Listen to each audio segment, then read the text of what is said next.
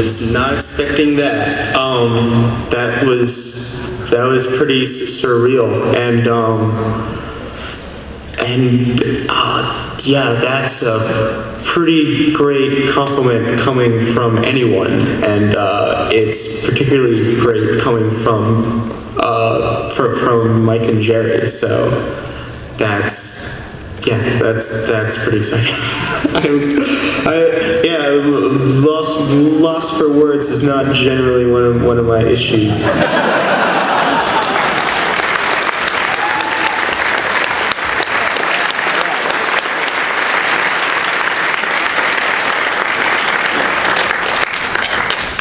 That was so cool to see everyone's reactions to the episode. We need to watch every episode like that.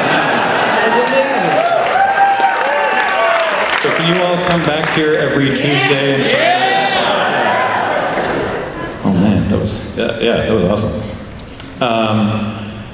I guess we just do question time? Open it up to questions. Yeah, how do we have a place to line up, or like, what do we do?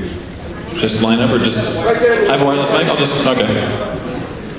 Who's got a question? You do, you're standing. I'll come to you. What is your question? I actually have a question and a request. For the question, so we've seen a little bit of the elimination process, but I feel like we only get to see bits and pieces in the show, like people's reactions. I'm wondering if you guys wouldn't mind talking a little bit more about what that's like for Mike and Jerry on the creative side, and you guys on the side of having to sit there and try to hash out a comic in an hour and a half. I'll go first real quick. On our side, we definitely had the easier side of that. I saw my popcorn. I definitely went into it thinking that it's going to be fun to be the bad guy, like I'm going to be the Simon Cowell, I'm going to be so mean. It's actually much harder to do that when you see them in front of you and how important this is and how hard they're working. And I think that's sort of how the scenes at the end in SUV came about. Like, I don't mind being a jerk. Like, that's fun. I can make jokes and be kind of mean. But I love these guys so much, and so did Jerry, that we had to do that at the end. Like, I wanted to drop that facade and be like, okay, this is actually us now. Like, let's have a real moment. Which is really cool, by the way.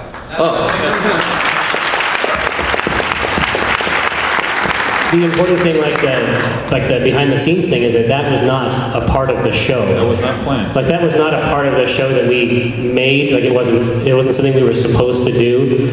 But the truck where they sit after we kick them off the show is visible from the parking lot. And Mike and I were standing out there in the rain, and we could see Alex in there, and we were like, he is literally us. He is hurting. He is hurting badly right now. He is hurting as badly as we would. We have to go in there. And then it became a ritual. Yeah, it felt like the right thing to do. And I think that it is also something, like, it lets us drop the show.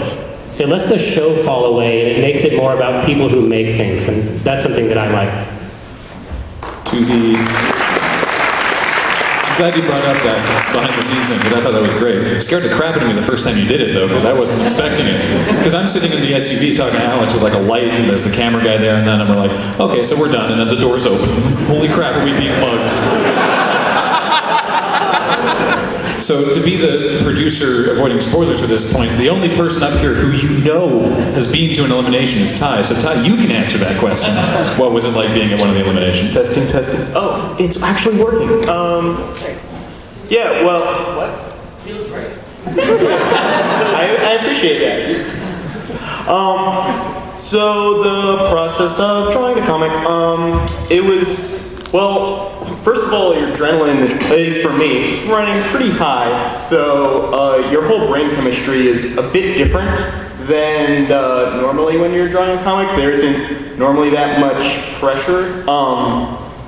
So yeah, like a lot of it is hard to really remember. It's just like it was some sort of fugue state of just like, all right, I guess I have a comic now. Hey, now Ty, weren't you also chugging Red Bulls? Okay. Well, I only had one.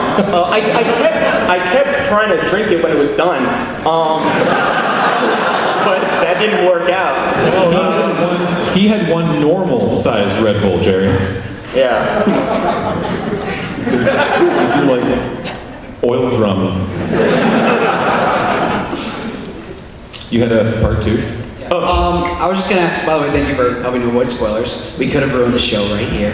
I just want to ask, would it be cool if I just sent this down the line and just got a signature from everybody? And if not, that's totally cool. I think that's fine. It's up to them, yeah. Is it to... Yeah, no more though. You lucked out. Questions? Next question. Oh, goodness. All right, I'll come down here. Adventure time, Pat, you win. All right, I kind of have a two-part question. Jerry, when did you start wearing bling? I noticed the gold necklace.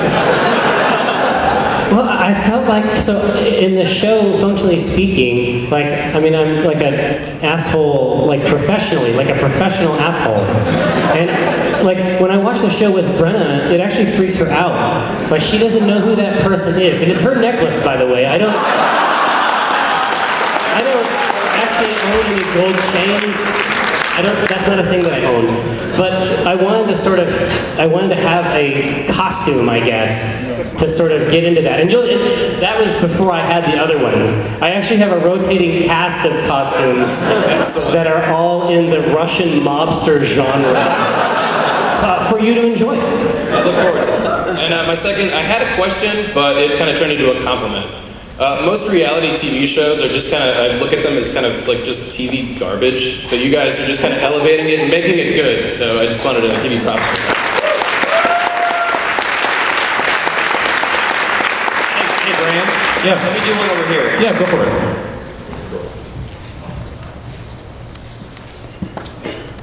So for all the artists on the panel, I feel like part of what makes Penny Arcade work so well is the fact that the two have such a complement and such a yin-yang balance to each other. For each of the artists on the panel, if you could outsource one part of the creative process to your perfect partner to make your life easier, what would it be? That's a great question. So I work in traditional media, so I have to erase the pencil lines, and that is my least favorite job that I do. I hate erasing, it takes like forever, so I would love to just have like a little lackey to just erase all my So your perfect partner is just someone who erases your shit?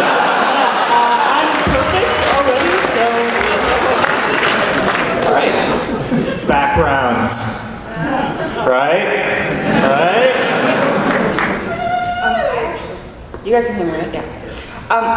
I actually don't primarily write my own comics, so earlier in the Q&A when you were like, oh yeah, we got people that can write and draw, I was like, I like almost always outsource my writing.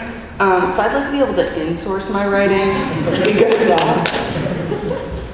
Writing. One of the other awesome things about Penny Arcade is that they have a whole employ of talented people helping them do all these jobs. And one thing I noticed about being a web cartoonist is you have to do all of them yourself, almost all of them. But kind of like Tavis and everybody else, I'd rather have a writer.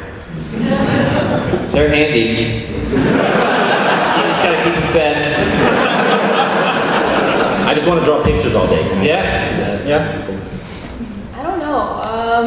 I'm kind of a control freak. And so, even if I did have a perfect partner, I'd probably be on their ass all the time about like, oh, you do this wrong, give it to me. So, if I could, I would probably just make a clone of myself that had no dreams or ambitions and make her draw.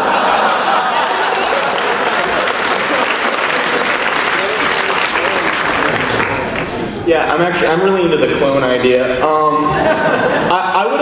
I'm actually probably reversed from, like I would prefer to outsource art. Like I really like the art process, but that kind of, well, I mean, the writing takes a lot of time as well, but that's when I'm like figuring out the most stuff and laying it out.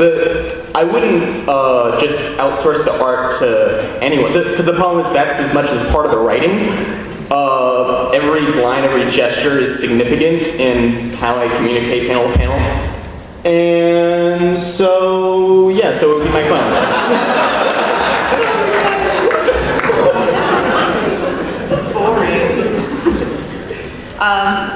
Art is my strong suit, so I like to develop worlds and I like to develop the backstory for things, but if I could have somebody to hash out dialogue and you know, help with the pacing and things like that. So I can just draw all day.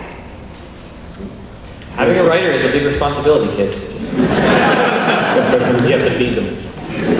So as somebody who came close this year to getting on Strip Search, I think, and would love to try it again for the next set, which I hope we can all agree there will be another one, hopefully.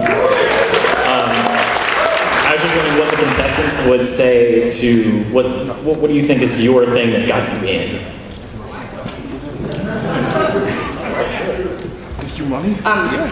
I am really bad at telling jokes, so I froze when I was doing the application, and I did a 13-second dick joke while I was holding one of my ferrets, and my comedic timing, I have to say, was just perfect. So even if everything else was horrible, there was that one moment, I guess, where I shone through and they saw that. Dick jokes, I think is the takeaway. I think that's a question we want to all ask Robert, privately. We're hey, what made you choose us? If I had to say I had a strong suit, it was just passion and conviction for what I wanted to do. My backstory is I'm one of the 2 people on the show that at the airing of the show, or at the filming of the show, didn't have an actual webcomic, and I'm trying to make a big change in my life. And in order for you to make a big change in your life, you have to be very passionate about it and believe in it. And I think that showed through in all my answers to all the questions that they asked me. And I just, 100% said, look, this is something that I really, really, really, really want to do, and believed it inside of me and out. So that was one of the things I think I put up. Yeah. I think earlier the quote was being too dumb to quit. Yeah. Yeah. That's pretty much me. Just having that conviction and tenacity to make it work. There's no reason why you cannot do this. You just have to do it. And sometimes it means sacrificing other things. I would like to think that, you can find the time to make comics if that's your passion. If you want this to be your lifelong career, you can make the time. So, Nick, one real quick too. Will you throw down with me on Magic? On El Bossino on Twitter. You gotta throw down with me, man. Oh man, I would love to. I'm looking at all the events, and I just want to go on a Magic Cornucopias. Let's do it. Go over here. Yeah, do it over there. Anybody here? Okay, I'm gonna go way back. Way back. Yep. Sorry, artists, it's not for you, it's for the producers. But, do you think that part of the reason, someone said it, that this is a reality show that doesn't seem like most reality shows, do you think that part of that success is due to the fact that it's, not on television? Or do you think it's just you guys are awesome and make an awesome show? I think it's because we're awesome. I don't know, that's a good question. I think that we made a point to try and be as honest as we could. You can ask the artists, we did not manipulate them to create drama in any way, right? Just Amy. Was it just me? No, it was very refreshing to see that, especially when the first episodes came up, right? It didn't seem like we were being painted into roles. It's very easy to edit somebody into role, and it was really cool to just see, that's me. I should say that when we're editing it, I have had opportunity to be looking at something and being wow, I could really mess with this. And I haven't, but I could. And I'm wow, no wonder, it's so easy. But it knows that it's a reality show. And it isn't afraid to drop the mask if we think that will communicate the human part of it. I think that's the main difference. That human beings were involved in its manufacture. Got a question over here? So I love the show, and I find it really entertaining, both from the creative process side, and of course you guys pretending to be villainous Simon Cowell-esque entities. I'm sorry, man. No, that's all right. That's all right. Fucking this up. I was trying to introduce it to a friend who does webcomic stuff, and her reaction was, "This is so vicious. Why can't we just support each other as artists and try to have a show about just promoting each other?" And nobody yet, would watch that show. Exactly. So I was thinking, how does anyone watch that? But did you, this is more for the artist side, when you were applying and going through that process, were you this might be vicious. Like, I don't know. Like, did you have mixed feelings coming into it? You know, I can speak for myself that I didn't have any concerns about it being vicious. I just went into it knowing that I wanted to challenge myself, and part of being challenged is to maybe put up with different personalities. I was very relieved and thrilled when everybody really bonded in that first day, and it very quickly actually became a show about artists being supportive of each other and actually being very encouraging and wanting to know more about each other. The idea of going into something and not being there to make friends seemed asinine to me, because these are your professional contacts for years to come. These are the people that you want to be your friends for years to come. So putting yourself out there and rolling yourself off in this type of situation, it just didn't seem like the way to go. I think what it turned into was, what would happen if we took a normal, dramatic, terrible reality show and filled it with nice people?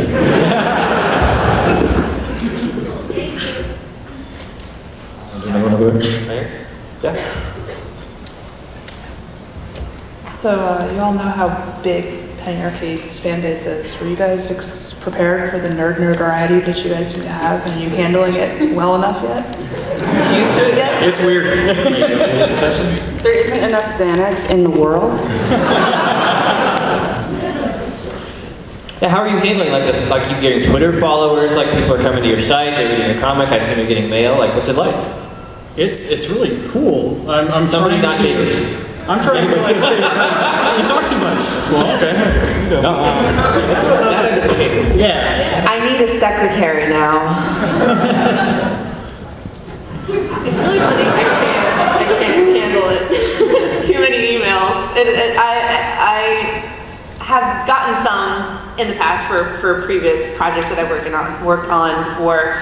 But nothing compares to this. It is, nothing compares to the show, and nothing compares to the reaction that the fans have had, and it's just been absolutely amazing and really sort of gratifying that everybody appreciates the show as much as we do. Are you guys being recognized like around PAX? Yeah. Being recognized is probably one of the weirder things, and the first time it happened was on my way here. Who is that? There they are. Yeah.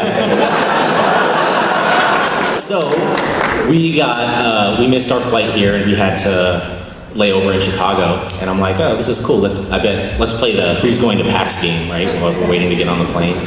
And just looking around, and then we're starting to board, and I meet this lovely couple back here.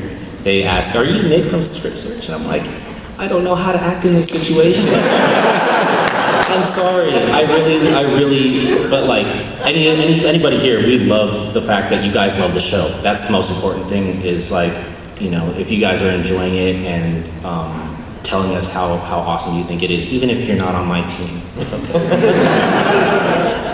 I love the fact that so many of you are also creative types, and I've met I'm always shocked at how many other people who now follow me are artists, and like I just love like going and like exploring everybody's Tumblrs and just meeting other artists who are excited about the show. So Graham, you'll appreciate this. I actually had somebody walk up to me in the expo hall before it had opened, so it's just exhibitors and people setting up. And they came up to me and they go, "Hey, you're one of the judges on Strip Search." God. Isn't that crazy? And I was like, yeah. He goes, "Oh, you gotta make more of that show." I will. Do you know where you are?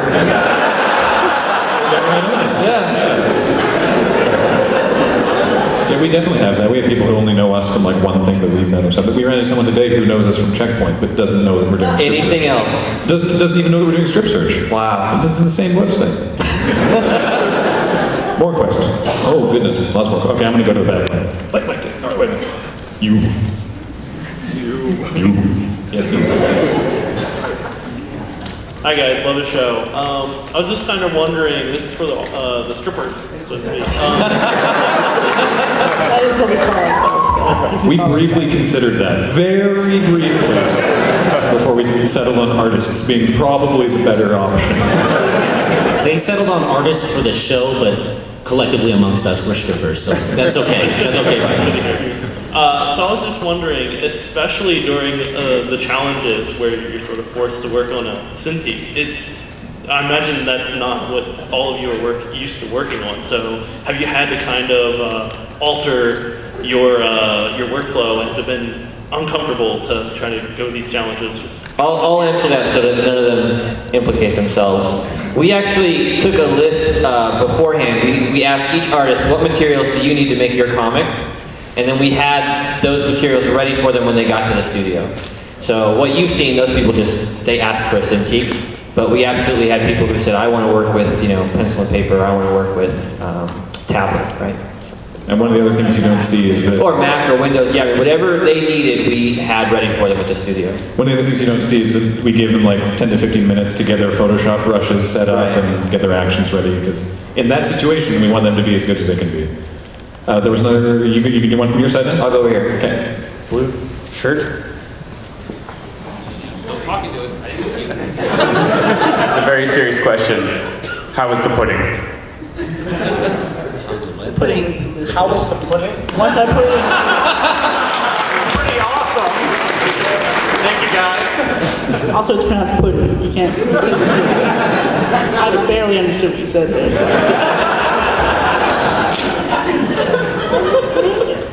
Did I miss pudding? Are you serious? Pretty bad. The whole house is like college I all think they over were just hidden. Because I found some later.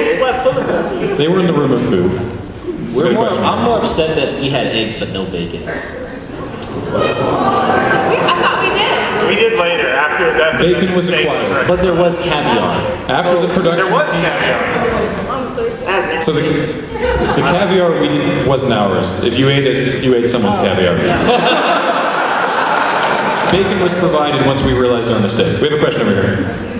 So I bumped into several of you guys already, and you guys are awesome, by the way, just so the rest of you know they're actually nice people. Yeah, we are. But I just was curious, you guys keep talking about how, everyone loves each other, but you're stuck in a house together all day. You guys play any pranks or have any fun that doesn't spoil the show, obviously? Ooh, wait. There was one thing that happened. It's going to be a comic later. It's in my queue. If I had that Monica clone, it would be done already. But there was, on the first day, no spoilers, we were dicking around, I think in complete silence, I can't remember. And I was like, I'm going to go out into the balcony. I'm going to push this door. It's locked. That's weird. And this metal thing just flew off this door that I don't own. And I was looking around like, shit, what do I do? And Robert... They were in a corner staring directly at me as this happened, and I was just staring at them like... And then I broke our mansion? No, but I didn't... I looked at them for a long time, and then I turned around and I fucking threw it in a little container. I was like, no one saw that, it's fine. And then I think Nick and Amy were like, Yeah. I was like, I'm trying to put it up there. I'm like, I don't know. Let me just ask. Well, oh no! When it fell off, Koo was right there too, and he was just like, I think they were only to see how we would react like zoo animals. We set that up. Let's see. Nick did find a little plastic fire hat that got a lot of play. Oh yeah, the fire hat. Whether or not this appears in a future episode is, I'm not entirely sure, but it's not really a spoiler. Katie mentioned that you guys were sad that you couldn't watch cat videos. What did you do to combat that? I believe we started pantomiming them. There were several different. Didn't you make a small cardboard laptop? All right, so. I forgot about that. That was sick. Story time, kids. So on the duck episode, if you watch closely when we're getting out, we got these lunch boxes, right? They're cardboard boxes, and they open like that, like a laptop. And we were lamenting for a very long time about not being able to use the internet because we're internet people. So I got some scissors and I got some pencils and I cut it to a point where the laptop looked, the box was thin enough, it was real. The box was thin enough that it looked like a laptop. The top closed and it's sealed. You could pop it open, and I drew a window on there that had a cat video on it. I drew a keyboard, tried to be as accurate as possible. I didn't have a reference. And just to seal the deal, I put a little port on the side, and I made another cardboard, what are they called, like a little... Like Wi-Fi adapter? Yeah, the Wi-Fi adapter with a little antenna that popped up and everything. To this day, I don't know where that cardboard laptop is, but, you know. It's on eBay. It's on eBay? Yeah, I think so. Was it Windows or iOS? It was whatever you wanted. This is what was beautiful, is like... If you wanted to watch not a cat video, you could erase it. Draw your own corgi video, maybe. I'm going. Yeah, there's some porn too. All the way back. Yep, right there. Get ready. Here I come. Prepare yourself. I actually have a question for Graham. As the host, obviously, you have to show some impartiality. Were there moments where you kind of felt that strain, and how did you deal with that? Abso-fucking-lutely there were. And you won't see that on camera, nor will you see what I'm reacting to for several episodes. But yeah, there was something that I personally found very difficult to deal with that I'm sure I'll talk about at some point. But yeah, I'm impartial on camera, and I love them all, but there was instances where I was like, oof, I have all these emotions.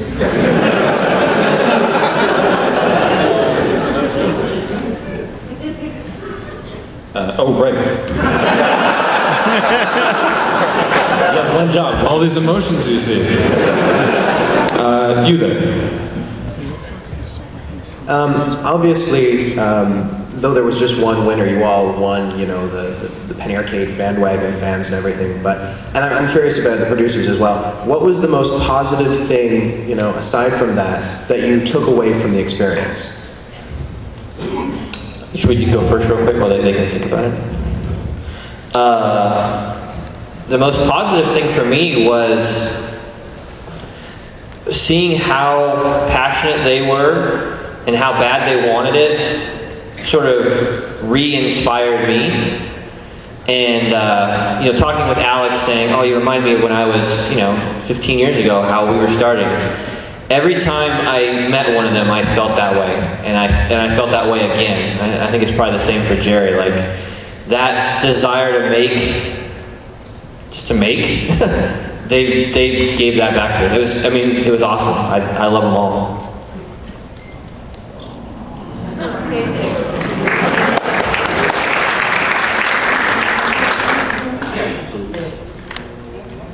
You guys can go. Yeah, start with Lexi. I was told not to talk anymore. I'll kick you out of here. Oh, wow. What was the best thing we took away? I think I probably speak for everybody. We all came away feeling so much more capable. All of the challenges, as stressful and as ridiculous as they seem, taught very valuable lessons. And having lived through them under incredible duress, we came out with this incredible tool set that we can now use in our professional lives, and I think that's really going to help us out a lot. I mean, I can only say the same thing. Like, each challenge taught you, you know, what your weaknesses were, and you know that's what you came away with. I think everybody, I hope, would feel the same way, that they came away knowing themselves better and where they needed to improve. Alright, I know that more friends who do webcomics sound dumb, but I can tell you right now, a webcomic artist spends most of their life doing webcomics without having other friends who really know what webcomics are, or like, if they do, they don't really get their friend's webcomic. So meeting like a ton of super talented people who really want to do this for a career is super great, because we can talk to them about like, oh, is this joke funny? Do you guys get it? Do you guys, you know, how much like update? And actually, yeah, I didn't even think of that. Like, I came into this not really knowing any webcomics. You know, I draw comics about science, so I hang out with science writers and scientists. And so to actually meet people who draw comics and know about comics and introduce me to, you know, all these other comics has been amazing. Yeah, I mean, I think just being a part of the...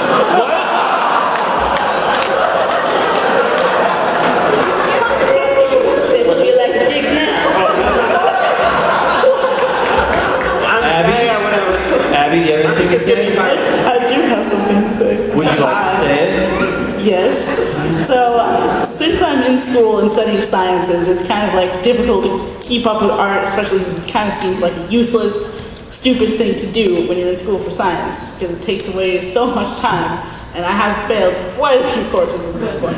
So in freshman year, when I was failing all these courses, I was doing a webcomic at the same time, so I quit that to keep doing school, and I just kind of like started giving up on the whole thing. And then pretty much around the same time I started my comic, they started doing the whole strip search thing, so it was dying out like over that semester. And then I got into strip search, and I was just like, oh, maybe I'm not awful at this. Maybe this is something I could do with my life. And so that like totally changed like everything. So I'm terrible at science now, but I'm really awesome. So I dropped out of school. That might not be far off from the truth. That's what people keep telling me. I did too. So here's hoping. All right, Amy.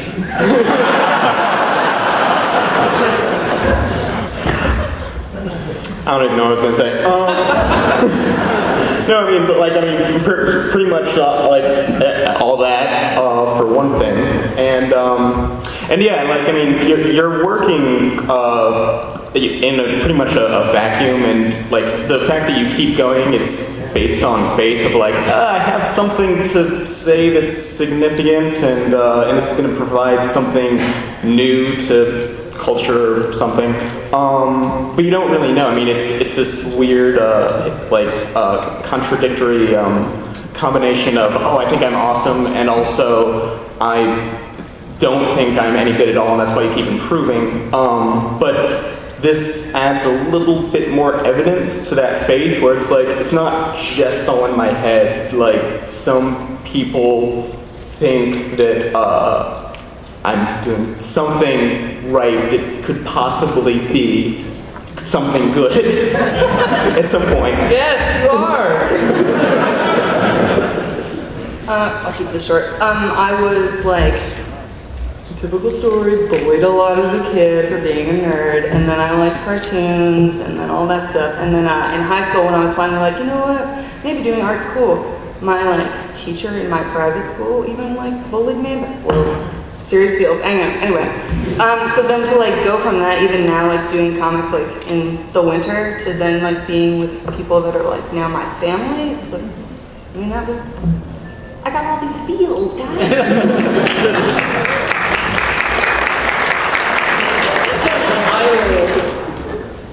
Tavis, you can talk. Okay. Please,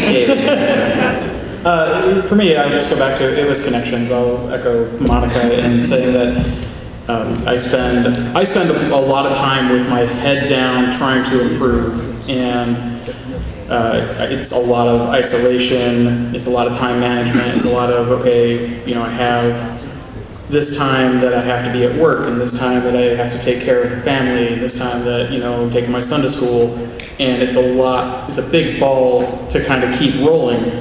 So when I could work on art, I would sacrifice going out and doing stuff like this, and meeting people, and, you know, making those personal connections so I could improve on the skill set. This completely broke me out of my comfort zone. I'm actually incredibly introverted most of the time. And seriously, that first episode, if you're watching that, that is my trade counter persona at work, where I'm just like greeting people coming in the store like, have you been here before? Come on in. I'm standing at the other side of the island, and I'm like greeting people in the house as if I were at the store. So it really helped me break out of that, and it helped me make connections with just amazing people. Thank you. Introverted.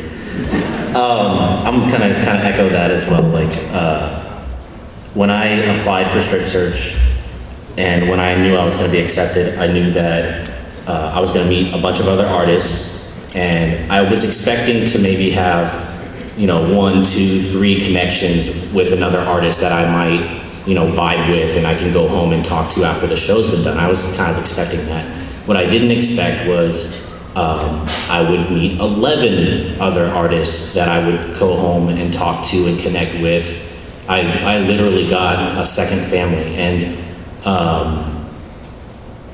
you see, I don't think you guys are here at PAX, so I don't think you guys are a stranger to the fact that when you put a bunch of like-minded people together, like bonds are formed really quickly. And if you look at what happened here at Strip Search, a lot of people applied, and those people have common interests as well. But then you distill that, and you distill it again, and you distill it again, and you get this just really, really, really tight-knit group of people who are incredibly alike, but different enough to just get along with. And I walked away with this with just the most amazing experience. Another family of 11 people that I care intently about. They call me the mom of the group, like I am the mom. So He's like, cool, Mom Nick. Cool Mom Nick. So that was one of the biggest surprises for me, and I feel like our fates are tied together till we die. So that's that.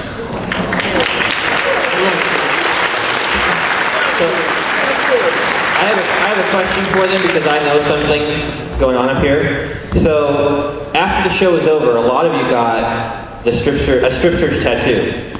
Whose idea was the tattoo? Can we see it? Tavis? That's Amy.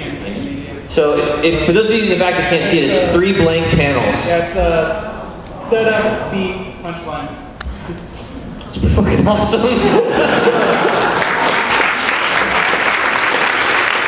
Actually, last night at like 12 o'clock, I ran into them all on the mezzanine over here, and I'd been wanting to ask them something, but I hadn't seen them, since the show.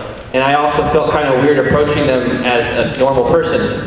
But I wanted to ask if it was okay if I got the tattoo, or if that was like something that we have to be there. Like I felt like I needed their permission. Like, can I do it? Yeah, but we have to be there, or you have to video. You have to be there, or you can video it. All right, I just think it's so awesome. That's super cool. For our part, it was what? I thought like you had already done it, and you were gonna like unveil it here. So I'm like, wait. On the chest. That panel will be tomorrow. Mike's tattoo. God, that would be awesome. I would totally do that. The shoot was like so inspiring for us to work with so many creative people, and I did comics when I was in school, but I focused on video for years. But just the desire to create was amazing, and I know that Kathleen and Sarah, who was one of our Strip Search camera operators, came away being like, I want to draw, and like this is by far the biggest project we've ever taken. And like if you saw that infographic, 65 days of footage that we've been slogging through, but it's so rewarding to see the final product. So yeah, it's just been a huge inspiration. And we have one more question, because we have time for one more question. And you had your hand up, so. Oh, yes. With the new twist that you guys have put onto, this is a question for the producers first. With the new twist you guys have put onto the reality show, how it's, like you said, kind of nice people in that situation, do you think that you ever might make the kind of Dr. Horrible leap from being shown on the web to having TV stations voice interest in showing the show? And how do you think that you'd react to that? And then for the artists, what do you think your reaction to that would be? What do you think, Graham? Wow, that would be crazy. I mean, a lot of that would be up to you guys, but yeah, I tell you one thing, I don't have the luxury of the commercial break. I don't get to be like, and now a thing's about to happen, later. I have to do it all in the one episode. I secretly wish somewhere that I had something I could do that wasn't a commercial break, that was some sort of something. Anyway, someone else would have to edit it. If a TV station wanted to make Strip Search, what would you say?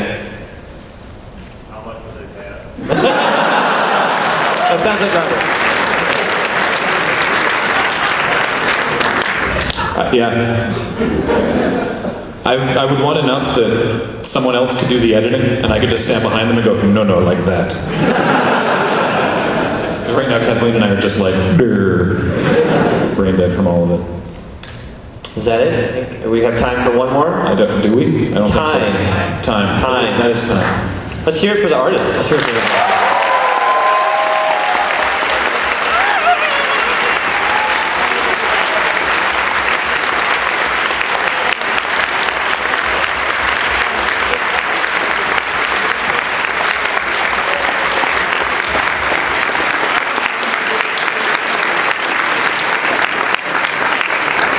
If anyone has any more questions about the production that I'm able to answer with the Loading Ready Run panelists tonight at 7, so you can come and see us there. And these guys will be around the show, so say hi to them. And thank you so much for coming.